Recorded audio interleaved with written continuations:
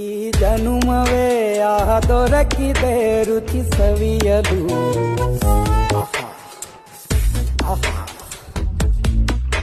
ಈ ಜಗವಿದೆ ನವರಸಗಳ ಉಣಬಡಿಸಲು.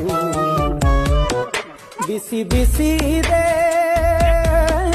ಬಿಸಿ ಬಿಸಿ ಇದೆ ನಳಪಾಕ ದಿನ ದಿನ ನೂತನ.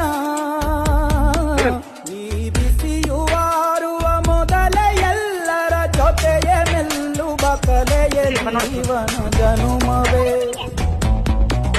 ಈ ಜನುಮವೇ ಆಹ ದೊರಕಿದೆ ರುಚಿ ಸವಿಯಲು. ಈ ಜನುಮವೇ ಆಹ ದೊರಕಿದೆ ರುಚಿ ಸವಿಯಲು.